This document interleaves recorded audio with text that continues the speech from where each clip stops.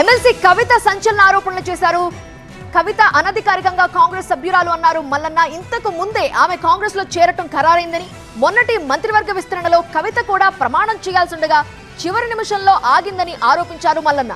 కవితకు బీఆర్ఎస్ కూడా మద్దతు ఇవ్వటం లేదని, అలాంటిది మంత్రులు పీసీసీ చీఫ్ సపోర్ట్ గా మాట్లాడటం వెనుక మతలబు ఏంటి అని ప్రశ్నించారు తీన్మార్ మల్లన్న. బీఆర్ఎస్ పార్టీ నాయకులు ఎవరు కూడా పల్లెత్తు నోరు మెదపకుండా కవిత చేసింది తప్పు అని నిర్ధారించుకున్న తర్వాత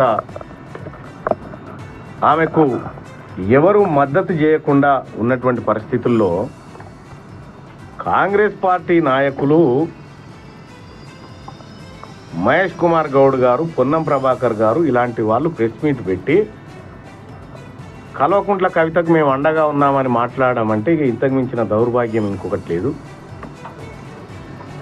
నేను ఒకటి చెప్తా ఉన్నా, మొన్న 3 మంత్రులు ప్రమాణ స్వీకారం చేసినటువంటి సందర్భంలో కల్వకుంట్ల కవిత గారు కూడా ప్రమాణ స్వీకారం చేయాల్సి ఉండే, అవునా కాదా?